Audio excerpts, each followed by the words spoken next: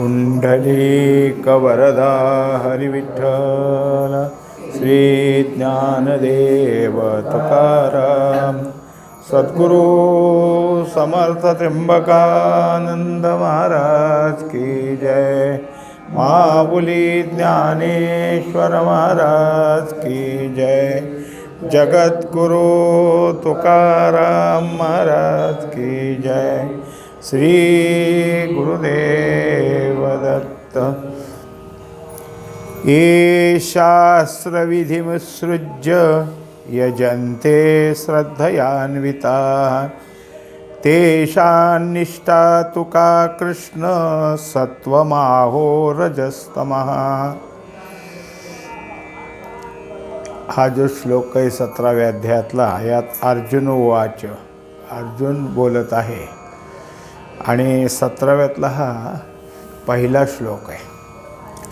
मागं चाललेल्या विषयाला धरूनच अर्जुनाने विचारलेलं आहे की हे भगवंता, हे कृष्णा, शास्त्रविधी सोडून जे श्रद्धेनं पूजा अर्चा आदी करतात, त्यांच्या निष्ठेच्या ठिकाणी सत्व रज तम असं जर काही असेलच तरी त्यांचं हे सगळं कुठं जातं, काय होतं त्याने, म्हणजे त्यांची पूजा अर्चा योग्यतेची ठरते का नाही। तो अर्जुन म्हणेगा तमाल श्यामा, इंद्रिया फावलिया ब्रह्मा, तुझा बोलू आम्हा साकांक्षू पैजी। अर्जुनाने भगवंताला एक इथं नाव दिलं आहे, तमाल श्यामा। तमाल वृक्षाची पानं जशी श्यामल असतात तसा तू त्या रंगाचा आहेस आणि आमच्या इंद्रियाला सहज झालेला आहेस, कारण तू ब्रह्म आहे। ब्रह्म काही सहज इंद्रियाचा विषय नाही, पण तू अवताराला आला, कृष्णरूप झाला, त्यामुळं आमच्या इंद्रियाला तुझी रूप किंवा तुझं जे काही बोलणं आचरण सगळं पाहता आलं आहे। आता तू जे काही अगोदर विषय काढला आणि ते जे सांगितलेलं आहे त्या विषयाबद्दल थोडासा आम्हाला काय शंका येते। म्हणजे तू जे सांगतोस त्यामध्ये कसं काय बाकीच्या गोष्टी कशा होतील असं शंका आलेली आहे। जे शास्त्रे वाचून ज्ञानिके प्राणिया स्वमोक्षू न देखे, ऐसे का कै पखे बोलिलासी। आता तू सांगितलं की शास्त्रच पाहिजे, शास्त्रविधीप्रमाणे सर्व काही झालं पाहिजे, आणि जर शास्त्रा वाचून शास्त्राशिवाय एखादा जो कोणी आहे आणि तो स्वतःसाठी मोक्षप्राप्ती करता प्रयत्न करत असेल तर मग त्याला मोक्ष मिळणारच नाही का, असं तो ठामपणाने सांगितलं की त्याशिवाय शक्यच नाही। असं जे काही तू बोललेलं आहेस ह्या एक पक्षपात वाटतो।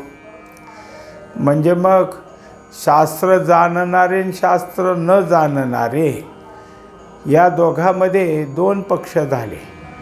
त्यापैकी जे शास्त्र जाणणारे त्यांना तू प्राधान्य दिलंस, आणि ज्यांच्या ठिकाणी श्रद्धा आहे त्यांना शास्त्र माहीत नाही, शास्त्र ऐकायला कळालं नाही, तेव्हा त्यांची श्रद्धा आपली काय आहे तुझ्यावरच सगळी। मग जे जे श्रद्धावान आहेत त्यांना तू बाजूला काढलंस आणि जे शास्त्र जाणतेस त्यांच्यापुरतंच बोलला असे।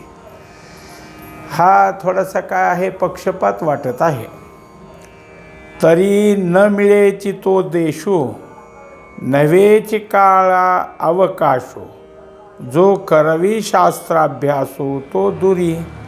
आता काय आहे की सगळ्या गोष्टी कधीच शक्य होत नाहीत। काय असतं आपल्याला सुद्धा कोणतीही वेळ, समजा आता पंचांग असलं तरी वार नक्षत्र तिथी आणि योग करण हे सगळं अनुकूल असलं म्हणजे त्याला योग म्हणतात.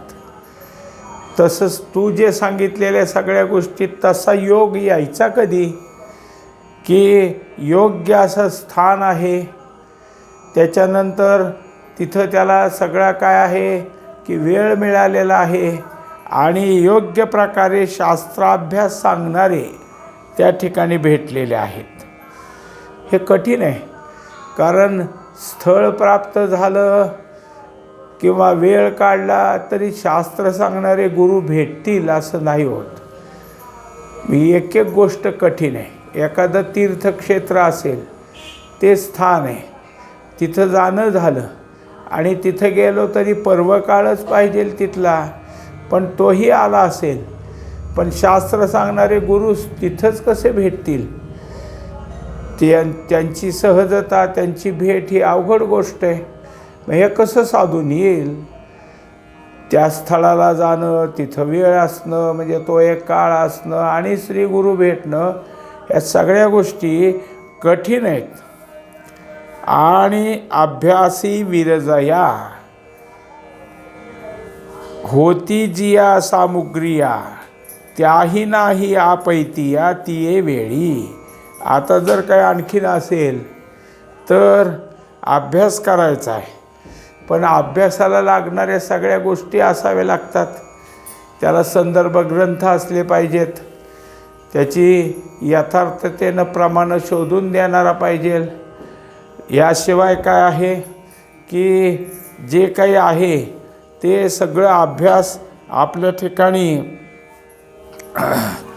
परिपूर्णतेनं झाला पाहिजे. म्हणजे सुश्राव्यता, तिथं जी काही ऐकायचं आहे ते ऐकण्याकरता असणारी स्थिती, आणि मग ती जी काही वेळ आहे तिथं हे सगळं घडून येतं का? आणि आलंच नाही तर मग पहिलं जसं दाखवलं की देश आहे, काळ आहे, शास्त्राभ्यास करणारे, शास्त्र जाणणारे श्रीगुरू आहेत, हे कठीण. आणि दुसरी गोष्ट, शास्त्र सामुग्री ही सगळी प्राप्त होऊन त्या सगळ्या गोष्टी त्यावेळेस मिळणं, सहज होणं, अगदी काय आहे की सगळ्या गोष्टी स्वाधीन झाल्यात असं सगळं होणं कठीणच आहे. उजून ओहेची प्राचीन नेदीची प्रज्ञा संवहन ऐसे ठेले आपादन शास्त्राचे जया. आता दुसरी गोष्ट कशी आहे की सगळंच अनुकूल नसतं. कधी कधी काय असतं की आपले जे काही पूर्वसंस्कार आहेत ते सगळे, म्हणजेच आपल्या प्रारब्धात असणारे जे अनुकूल असायला पाहिजेत ते अनुकूल असतील का सांगता येत नाही. आणि कदाचित अनुकूल असली, आमची पूर्वपुण्याई चांगली, आमच्या जवळपास सगळं काय आहे, संत महात्मे आहेत आणि वेळही त्या ठिकाणी आहे, शास्त्र अभ्यास तिथं सहज चाललेला आहे, पण आमची बुद्धी त्याला पेलत नाही ना. आमच्या बुद्धीत मंदत आहे. आमच्या बुद्धीला ते काय सांगतात ते कळेनाच, आणि सांगितलं तरी लक्षात येत नाही. म्हणजे बुद्धीच्या ठिकाणी सुद्धा शास्त्र जाणून घेण्याची जी एक कुवत असते ती कुवत काही त्या ठिकाणी नाही. दुसरी काय आहे की जे ऐकलं ते नीट कळालं, कळालं तरी ते तिथंच लक्षात राहिलं, धारणशक्ती तयार झाली असंही नाही. सगळ्याच ठिकाणी काय सगळं अनुकूल आहे. एखाद्या संताच्या घरी दररोजचं सगळं चाललं आहे, पण एखादा बुद्धिमंदच मुलगा आहे तिथं, काय करेल ते तिथं? त्याचा काही विलाजच नसतो. आणि सगळे बुद्धिमंदच असले पाहिजेत असं नाही, पण सगळ्याच्या बुद्धीला हे पेलवत नाही. शास्त्राच्या प्रमेय प्रक्रिया सहजासहजी समजत नाहीत, आणि समजल्यास तर त्या आठवणीत राहत नाहीत, ध्यानात राहत नाहीत. म्हणजे सगळ्या प्रक्रिया चांगल्या प्रकारे कळणं ही फार बुद्धीची कुशलता लागते. कोणती बुद्धी तिथपर्यंत जाणारच नाही असं नाही, पण तिला सातत्यानं अभ्यास करून करून करून मग त्या बुद्धीच्या ठिकाणी थोडा फरक पडतो. पण बुद्धीत फरक पडण्याकरता त्याला त्याच्यासाठी काय आहे, सारखं आहे.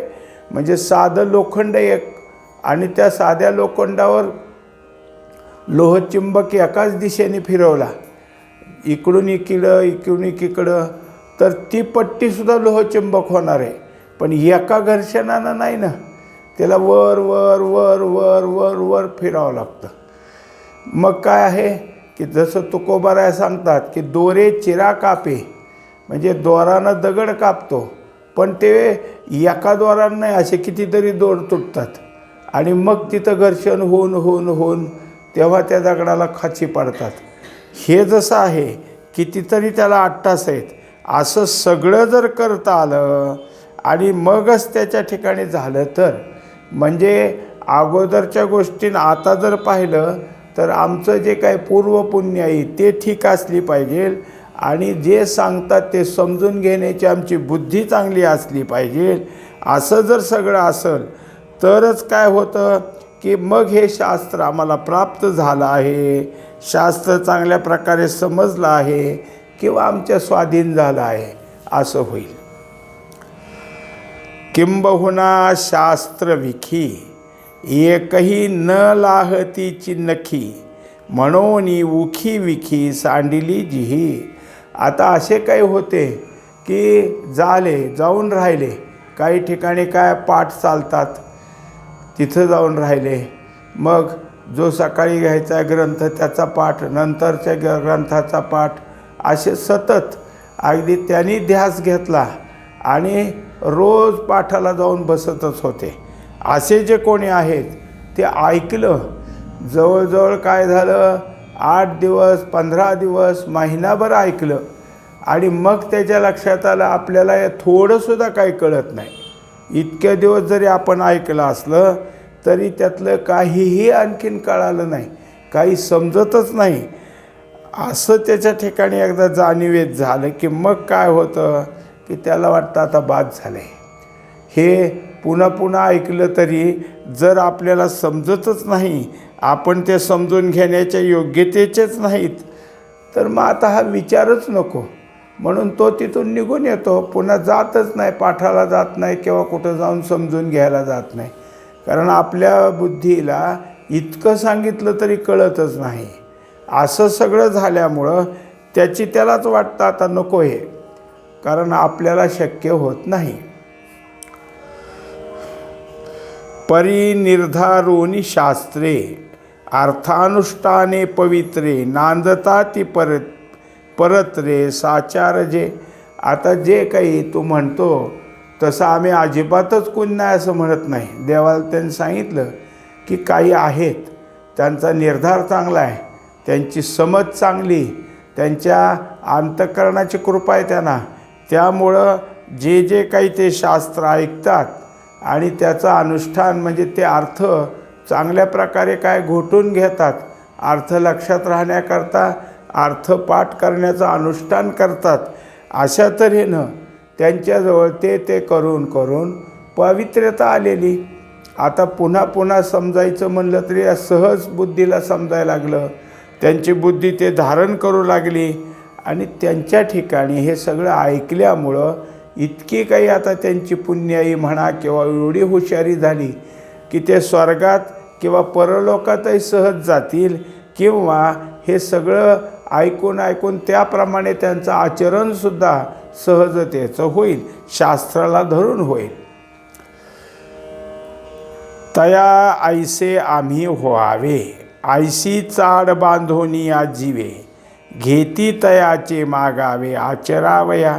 आता जर असा कोणी समोर दिसला शास्त्र जाणणारा, शास्त्राप्रमाणे आचरण करणारा, असा जर कोणी दिसला तर आम्ही काय करावं तर त्याच्या ठिकाणी जाऊन बसावं. कारण आपल्या ठिकाणी आपल्याला हे आलं पाहिजे अशी चाड आहे ना, त्यामुळं काय करायचं की मनात त्याची चाड धारण करून आपण तो काय करतो त्याचं आचरण कसं चालतं हे बघायचं आणि त्याच्या आचरणाप्रमाणे आचरण करायचा प्रयत्न करायचा.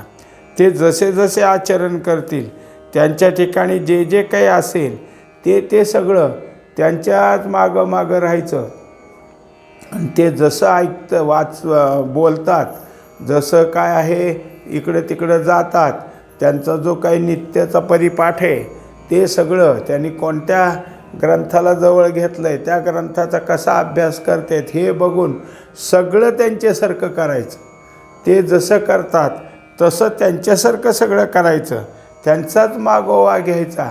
असं सगळं सतत सतत करणारा कोणी आता का, तर त्याला हे सगळं आलं पाहिजे ह्याची चाळ आहे ना. म्हणून मग तो काय करतो, आपल्याला नाही समजत ते ह्यांचं बघायचं आणि त्याप्रमाणे करायचं. धड्याची आखरा तळी बाळ लिहे दातारा, का पुढा सोनी पडी करा अक्षमो चाले. आता त्याला उदाहरण दिले की जसं वर वळ काढून दिली, संख्या काढून दिली म्हणा, 1 2 3 4 5 किंवा अ आ इ ई अशी अक्षरं काढली, ख ख ग घ न अशी अक्षरं काढली, तर जो काही शिकणारा मुलगा आहे ते वरचं बघतो आणि खाली गिरवतो. मग काय काढलं आहे त्याप्रमाणे गिरवायचं, पुन्हा दुसरं वळ त्याची गिरवायची, तिसरी वळ गिरवायची, म्हणजे त्याला काय कित्ता गिरवणं म्हणायचं.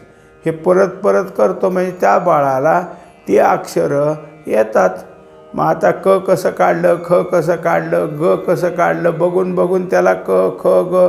बरं ते करायचं आहे काय, नुसतं नाही ना काढायचं, म्हणताना तोंडाने म्हणायचं आहे त्याला, क ख असं तोंडाने म्हणायचं आहे, किंवा 1 2 3 अशा संख्या म्हणायच्यात. असं म्हणत म्हणत तो जसा काय आहे की ते सगळं काढतो आणि त्याप्रमाणे त्याला पुढं लिहायला येतं. किंवा दुसरी गोष्ट दाखवली की आंधळा आहे, जन्मांध आहे, पण त्याला इकडून तिकडं कुठं जायचं असलं तर जो काही त्याला डोळस घेऊन चालला आहे, कधी काय होतं हाताला धरून नेणारे असतात, कधी काय होतं की काठी असते, काठीचं पुढचं टोक त्या डोळस माणसाने धरायचं आणि मागचं आंधळ्याने मागचं धरायचं आणि चालायचं. म्हणजे रस्त्याने जायला हा आंधळा आता कोणाच्या मागं मागं गेला, जो डोळस आहे त्याच्या मागं मागं गेला. त्यामुळं त्यांनी कुठं उतरायला लागायला लागला की ह्याला कळायला लागलं, तो पायऱ्या उतरतो म्हणलं की ह्याला पायरी कळायला लागली. हा जसा त्याच्या पाठीमागं जातो कारण ह्याला दिसत नाही आणि दिसणार आहे तो याला घेऊन जात आहे. तैसे सर्व शास्त्र निपुण, तयांचे जे आचरण तेची करीती प्रमाण आपुलिये श्रद्धे. आता याप्रमाणे जे असे आहेत, साधू आहेत, संत महात्मे आहेत, अभ्यासू आहेत, शास्त्र जाणणारे आहेत, असे जे कोणी आहेत ते काय करतात, जे जे काय असेल ते सर्व शास्त्र निपुण. आता त्यांना सगळ्या शास्त्राचं काय आहे की पारंगत आहेत. कारण काय, शास्त्र जाणणं ही एक नियम जसं भगवंतानी घालून दिला आहे. याच्या अगोदरच्या मंगलाचरणाच्या वेळात आपण शेवटी पाहिलं की शास्त्राचीच गरज आहे. आणि सामान्यतः साधं काही जे अभंग वगैरे आहेत त्यातसुद्धा आपल्याला शास्त्राचं महत्त्व सांगतात. ह्यांनीसुद्धा सांगितलं, कुणी माऊलींनी हरिपाठात सांगितलं की सर्व शास्त्र निवडी, सर्व सुख गोडी सर्व शास्त्र निवडी, रिकामा अर्धगडी राहू नको. म्हणजे तिथंही त्यांनी शास्त्र सांगितलं. आता अवघड कोणतं झालं की ह्या सगळ्या गोष्टी आम्हाला पेलवत नाहीत, हे आलं. मग सोपं काय दाखवलं की सर्व शास्त्र निपुण, जे सर्व शास्त्र जाणणारे आहेत आणि त्यांचं काय आचरण आहे, जसं मागच्या ह्याच्यात आपण पाहिलं की त्यांचाच मागोवा घ्यायचा, तसंच हे. आणि त्यांच्या काय आहे आचरणाकडं पाहायचं आणि ते जे आचरण करतात त्या आचरणाला प्रमाण धरायचं. मग जर त्यांनी काय केलं की ज्ञानेश्वरीच्या ओव्याचा जसा अर्थ धरला तसा अर्थ त्या ओवीचा निघतो, हे प्रमाण झालं. त्यांनी सांगितलं या पद्धतीनं तू साधन कर, हे त्यांचं प्रमाण झालं. मग जे त्यांनी सांगितले आणि ते करत असताना त्यांनी सांगितलं म्हणून हे करायचंच, हे असं का करावं ह्याचं काही नाही. मग त्याच्याकरता एकदा काय आहे तो विषय मनात आला आणि त्यांनी सांगितलं आहे असं म्हटलं की त्यांच्यासारखं करता येतं. आता ह्या सगळ्या गोष्टीसाठी एक गोष्ट मात्र आहे, जर त्यांच्या आचरणासारखं आचरण करायचं असेल तर आपल्याजवळ श्रद्धा असली पाहिजे. म्हणजेच पुढं जे काही केलं जातं ते का करतात याच्यात आहे. श्रद्धा असून काय, एक ब्राह्मण ग्रस्त होते, वयस्करच होते, आणि देवघरातलं देवपूजेला बसले म्हणजे देवाचं ठेवलेला ओटा जरा उंचून होता, त्यात देवघर. मग ते देव खाली घ्यायचे ताम्हनात आणि पूजा करून देव वर ठेवायचे. या सगळ्यामुळं त्यांना थोडंफार काय करावं लागायचं, शरीर आपलं उचलावं लागायचं. पाठीमागची बसलेली बाजू थोडी उचलल्याशिवाय वर हात पुरत नव्हता. त्यामुळं त्यांचं जे सोहळं होतं जुनंच आपलं बऱ्याच दिवसाचं, त्याचा काष्टा फिटायचा. मग ह्यानी पुन्हा वयस्कर असल्यामुळं लक्षच द्यायचं नाही, आपल्या देवाची पूजाच करायची. पुढं काय झालं, ते गेले. आता मुलाला पूजा करावं लागली, पण मुलाला वाटायचं पूजा करताना काष्टा काढून ठेवावा लागतो. हे काय झालं, ही झाली का, आता त्याच्या दृष्टीनं त्याची श्रद्धाच झाली की, पण हे काय झालं याचा कधी विचार केला नाही. अशा श्रद्धेनं काय, हा काय आहे की एक विचाराचाच भाग आता पुढं समोर आला. पण ते असं सांगतात की या सगळ्या गोष्टीबद्दल तुम्हाला ज्यांचं आचरण प्रमाणे त्यांनी शास्त्र निपुण आहेत हे तरी तुम्हाला त्यांच्यावर तरी श्रद्धा असली पाहिजे की यांचं पाहून करावं, अशी आपल्या ठिकाणी श्रद्धा असली. आणि तो जर काय त्या श्रद्धेनं त्यांचं बघून शास्त्राचंच आचरण करतोय असं झालं तर मग शिवादिके पूजने भूम्यादिके महादाने अग्निहोत्रादी यजने करीती जे श्रद्धा. तेव्हा मग मात्र आता पुढं काय करतात तसं जे शिवभक्त होते त्यांनी शिवाचं पूजन करण्यात कधी कधी काय आहे दीक्षा असती. आणि मग काय करायचं की हातातच घ्यायचं, माती घ्यायची, त्याची पिंड बनवायची शाळुंका, आणि मग त्याच्या हातातल्या हातात पूजा करायची. असं एक काय व्रत असतं, किंवा दररोजच्या शिवालयात जाऊन काय पूजा असते. असं जे काही असेल ते पूजन करणं, ते कसे करतात तसं बघून जे भूमिदान देणं, अजून काही गोष्टी करणं, म्हणजे दानधर्मामध्ये जे कोणी होते त्यांचं बघून तसं दानधर्म करणं. अग्निहोत्र आदी यजने, आणि ज्यांचं अग्निहोत्र आहे ही तही दीक्षाच असते. एकदा त्यांची दीक्षा त्यांच्याकडून घेतली की मग दररोजचं अग्निहोत्र करायचं. दररोज जे काही सांगितलेले आहे त्या मंत्र सगळे करून पूर्ण करायचं. त्यातला अग्नीच कधी विझू द्यायचा नाही. मग ह्या घरात हे जे दोघं नवरा बायको आहेत तोपर्यंत ते अग्निहोत्र चालतंच. त्यातलं एखादं गेलं तरच त्यातलाच अग्नी न्यायचा. त्या काय आहे की त्या हे करण्याकरता, म्हणजे चिता पेटवण्याकरता. एकंदरीत काय आहे, हे सगळं करतात, पण कोण कसं करतं आहे ते बघून. तेव्हा करीती जे श्रद्धा. आता हे असंच का करतो म्हणलं तर उत्तर नाही, ते करतात म्हणून मी करतो एवढंच. तया सत्वरजतमा माझी कोण पुरुषोत्तमा गती होय ते आम्हा सांगे जोजी. आता थोडासा आणखीन एक रोख प्रश्नाचा रोख बदलला की श्रद्धावान आहे, शास्त्राप्रमाणे करण्याची इच्छा आहे, पण ह्याच्याजवळ कोणता गुण आहे तसं. हा सत्वगुणी असेल तर सत्वगुणाप्रमाणे, रजोगुणी असेल तर रजोगुणाप्रमाणे, तमगुणी असेल तर तमगुणाप्रमाणे. आणि अशी जी काही आहे त्याची श्रद्धा, त्या श्रद्धेप्रमाणे त्यांनी शास्त्राचं पाहत शास्त्र आचरण करणाऱ्याकडं पाहत त्याच्यासारखं जर करत राहिला तर हा जो कोणी असेल ह्याची गती काय, सात्विक असो किंवा राजसिक किंवा तामसी असो, हा जाणार कुठं, ह्याला गती कोणती आहे. म्हणजे त्याच्याकरता त्याला विचारलं की हा आता हे सगळं करतोय पण कुठं कोणत्या गतीला तो जाणार आहे. तव वैकुंठी पीठीचे लिंग जो निगम पद्माचा पराग, जे जयाचे नि जे जग अंग छाया. आता या सगळ्यासाठी काय आहे की हे उत्तर देण्याकरता भगवंताबद्दलचं सांगायचं आहे. पण कधी कधी काय असतं की अतिशय आदरणीय पूजनीय असणारे मोठे, आणि त्यात कसं आहे सामर्थ्य आणि महिमा हे सगळंच मोठं आहे.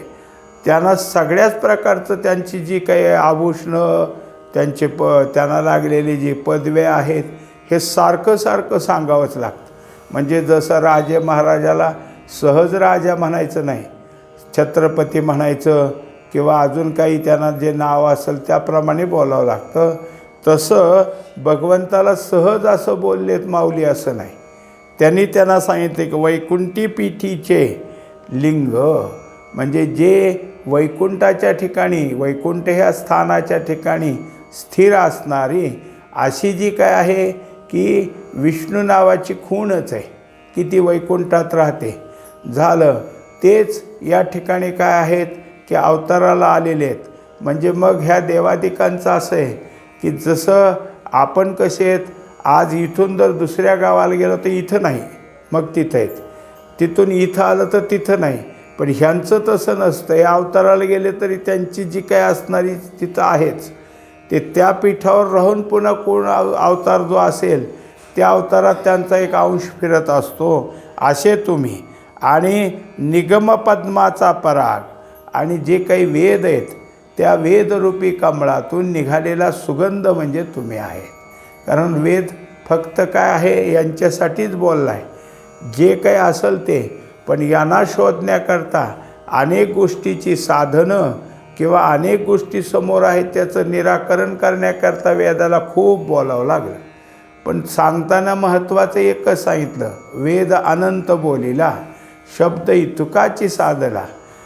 जो कोणी असेल ते त्याचं तेवढंच सांगितलेलं आहे की त्याच्या ठिकाणी जे असेल त्याचा वेदाच्या बद्दलचा जो अर्थ आहे तो अर्थ व्यवस्थित असं सांगून तिकडंच त्या भगवंताबद्दलचं बोट दाखवलेलं. जे जयाचेनी हे जग अंग छाया, तेव्हा हा परमात्मा असा आहे की ह्या सगळ्या जगाचं तो अधिष्ठान आहे. एवढंच काय, एवढं सगळं जग दिसतंय ते जग म्हणजे या परमात्म्याची छाया आहे. हे जसं आपली सावली आपल्याबरोबर असतेच की, मग आपली सावली आपल्याबरोबर असूनसुद्धा आपल्या सावलीच्या ठिकाणी निर्जीवताच असते. पण ही भगवंताची सावली म्हणून हे सगळं जग जे आहे ह्या जगातलं काय आहे की सतत आहे. आपलीसुद्धा सावली सकाळी सूर्य जर पूर्वेकडून असेल आणि तो जर काय अजून थोडा वर येत असेल, आपण जर पूर्वेकडं तोंड करून उभा राहिलो तर पश्चिमेकडं सावली लांब दिसते. आणि तेच मध्यात सूर्य आला तर आपली सावली आपल्या पायाजवळच दिसते, लांबत नाही. संध्याकाळी सूर्य अस्ताच्या वेळेला पुन्हा पूर्वेकडच्या बाजूला लांब दिसते. म्हणजे सावलीतसुद्धा काय होतं, नेहमी बदल होतो. तसं ह्या जगात नेहमी बदल आहे. अशी तुझी काय आहे, हे जग हे तुझी सावलीच आहे.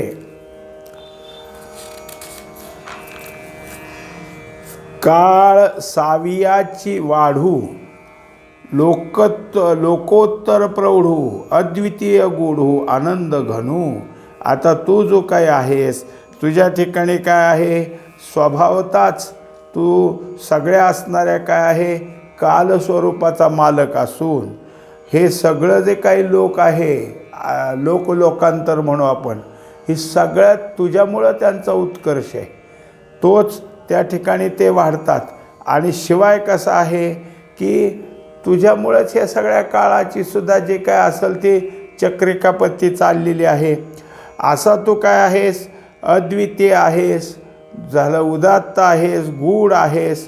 असा एवढंच नाही तर पूर्ण आनंद घन आहेस. ही सगळी लक्षणं भगवंताची दाखवली.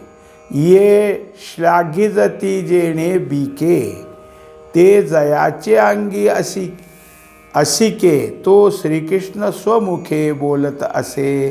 तेव्हा या सगळ्या गोष्टी पाहत असताना हे जे काही सगळ्या भगवंताचं जे असणारं सामर्थ्य आहे, हे सामर्थ्य झालाचं निर्गुण स्वरूपता ही सगळी या ठिकाणी आहे. असा तो असणारा भगवंत आहेस.